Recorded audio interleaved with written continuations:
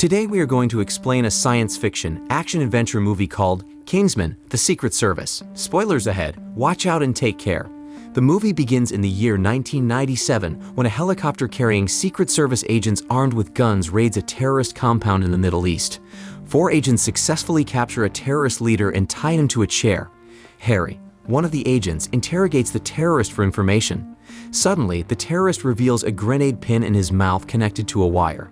In a brave act, Lee, Harry's squad friend, pushes Harry away and sacrifices himself by shielding the explosion, saving the rest of the team. Harry, Merlin, and Lancelot, saddened by Lee's death, pay their respects and honor him. Harry then shakes Lancelot's body and welcomes him into the Kingsmen, their organization. After Lee's selfless sacrifice, Harry visits Michelle, Lee's wife, to deliver the heartbreaking news of her husband's death. Harry presents Michelle with a Medal of Bravery as a tribute to Lee's courage. The medal has a number on the back, which Michelle can use if she ever needs help. Harry tells Michelle to contact him by calling the number and using the secret phrase "Oxford's not Brogues" to let him know it's her. Although Michelle declines the medal, Harry turns his attention to Lee's young son, Eggsy, and gives him the medal as a cherished keepsake. Fast forward 17 years later, in a remote location in Argentina, a group of robbers holds a man named James Arnold as their captive. Their attention is drawn to a knock at the door, prompting one of the robbers to cautiously open it. To their surprise, Lancelot, the Kingsman agent, stands before them and swiftly eliminates the robber with a single shot. A fierce fight ensues, resulting in the defeat of all the thugs. However, the tension rises as another knock echoes through the room. Lancelot approaches the door, only to be swiftly cut down the whole body from the middle by Gazelle, a woman with blade-equipped prosthetic legs. She swiftly covers the bodies with clothes and opens the door for her boss named Richmond Valentine. Valentine and Gazelle release Professor Arnold from captivity and take him with them. They travel back to London. Meanwhile, Harry visits a tailor shop that serves as a front for the Kingsman headquarters. He reveals that the Kingsman is a private secret service established by British elites who lost their loved ones during World War I. At the shop, Harry meets with Merlin and the boss named Arthur. They mourn the loss of Lancelot and discover that the killer has connections to incidents in Uganda and Chechnya. In another part of the story, we meet Eggsy, the son of Lee. Eggsy is still living with his mother and stepfather Dean, along with his younger sister. However, Eggsy is not happy with the presence of his new stepfather, and his family is facing financial difficulties. Eggsy goes to a bar with his 2 friends where they have drinks and notice his father's furious friends nearby. Dean's friends confront Eggsy and demand that he leave the pub in a threatening manner. Without resistance, Eggsy complies but secretly takes their car keys. Together with his friends, they hop into the car and start performing daring stunts. When the owner of the car steps out of the pub, they quickly drive away but ends up encountering the police. Eggsy reverses the car for a few blocks until crashing into another vehicle.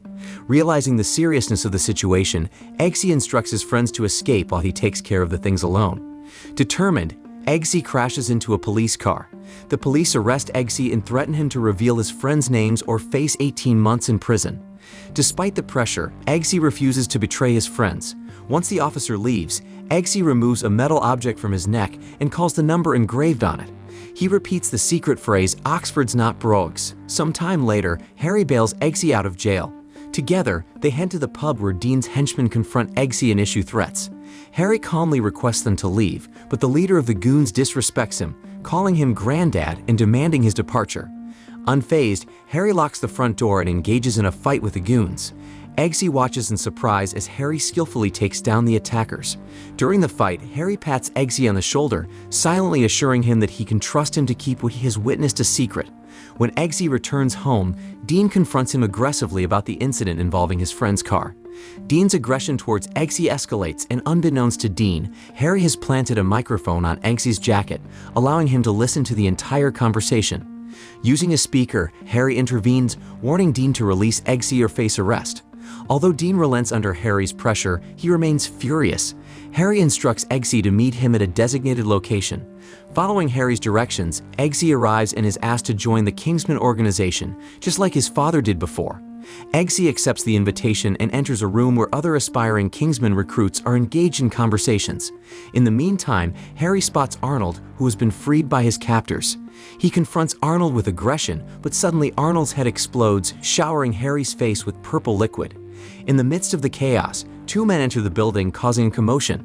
Reacting swiftly, Harry leaps through a window while detonating a hand grenade. Unfortunately, the fall injures Harry's neck, putting him into a coma. Upon learning of Arnold's death, Valentine decides to investigate and identify those pursuing their affairs. Meanwhile, as the new recruits sleep at night, the chamber begins to fill with water. Everyone, except Eggsy, reaches out to the toilet pipes for air. Eggsy attempts to open the exit door but fails. However, he swims towards a glass enclosure and repeatedly hits it with his fist until it breaks, allowing the water to escape into the other room. Inside, Merlin watches over them and praises Eggsy for his efforts, but mentions their failure to work as a team, resulting in the loss of their friend, Amelia. In a subsequent scene, Valentine and Gazelle have a dinner meeting with the Scandinavian Princess Tild and the Scandinavian Prime Minister. Valentine presents his proposal to combat climate change, gaining the agreement of the Prime Minister. However, Tild views Valentine as insane and walks away. She later summons the guards, but Gazelle kidnaps her and brutally dispatches the guards using her deadly prosthetic legs. On the side of the new recruits at Kingsman, they participate in training sessions with their assigned dogs. Eggsy, however, faces a challenge as his small dog is lazy and uncooperative. Meanwhile, Harry has made a full recovery and together with the team, investigates Arnold's surgery. They discover that a chip was implanted in Arnold's neck, causing a fatal outcome. This leads them to suspect a man named Valentine, particularly since the Scandinavian Prime Minister, who had recently met with Valentine, bears a similar scar on his neck. It is also worth noting that Valentine is involved in running a SIM card company. In the next scene, a helicopter is shown with Eggsy, Roxy, Charlie, and 3 of Charlie's friends preparing for a jump. They are the only remaining recruits for their next assignment. Merlin instructs them to find a solution if any of their teammates lack a parachute. During the jump, one recruit panics and opens his parachute prematurely. Eggsy suggests that they join hands and open each other's parachutes. Eventually, only Eggsy, Roxy, and Charlie successfully complete the assignment, while the rest of the recruits are eliminated. Eggsy reunites with Harry at the Kingsman tailor shop, where Harry leads him into a room filled with weapons. Upon leaving the room, they encounter Valentine and Gazelle waiting for them in the shop's lobby. Valentine is seen trying on one of the suits. Eggsy, Roxy, and Charlie are then assigned to speak with a young woman at a nightclub for their next mission. They go to the club and engage in conversation with the girl. Suddenly, they start feeling dizzy and lose consciousness. It turns out that their drinks were drugged. When Eggsy regains consciousness, he finds himself tied up on a railway track, facing a man who interrogates him about Kingsman's plans and Harry. Eggsy refuses to betray his comrades. As the train approaches, he prepares for what seems to be his imminent death, but then he finds himself underground. It was actually a loyalty test conducted by Kingsman. Eggsy and Roxy are informed that they passed the test, while Charlie did not, and is no longer part of their team. Later, the boss of Kingsman orders Eggsy and Roxy to shoot their dogs as an assignment. Eggsy hesitates, unable to carry out the task due to his emotions, but Roxy completes it. Eggsy is sent home, feeling frustrated for failing the assignment. However, his car unexpectedly takes him to Harry's place. Disappointed in Eggsy's failure, Harry reveals that the gun he was given to shoot the dog was empty all along. He also discloses that Amelia is still alive and working with them. Meanwhile, Roxy is appointed as the new Lancelot. Merlin informs Harry about a suspicious church gathering, leading Harry to travel to Kentucky to investigate. From a distance, Valentine and Gazelle prepare to activate a signal transmitted through people's SIM cards at the church. Once the signal is live, everyone in the church, including Harry, becomes violent and starts attacking each other. Harry fights back, killing several attackers and defending himself until he becomes the sole survivor. Eggsy, Merlin, and Arthur observe the chaotic scene from their respective locations. When Harry exits the church, he is met by Valentine and Gazelle. Valentine reveals that the signal from the SIM cards triggers aggression even in individuals without implants. Valentine swiftly shoots Harry in the head, killing him instantly. Devastated, Eggsy seeks refuge at a tailor shop, which serves as the headquarters of Kingsman. There, he confronts Arthur, the boss of Kingsman, who bears a surgery mark from the chip implant. It becomes clear that Arthur is working under Valentine's command to ensure his own safety. Valentine's ultimate plan is to use the chips to reduce the global population and combat climate change. In a surprising turn of events, Eggsy switches drinks with Arthur, causing Arthur to ingest the poison instead.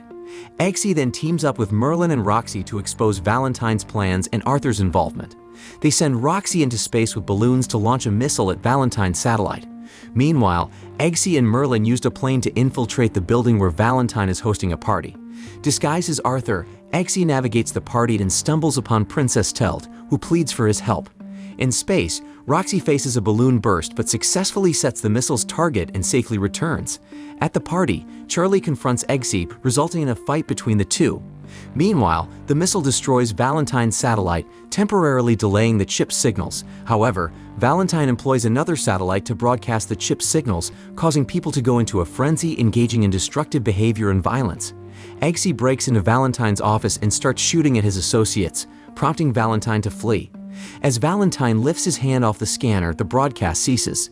Gazelle attacks Eggsy, but he fights back and injures her using his tow blade.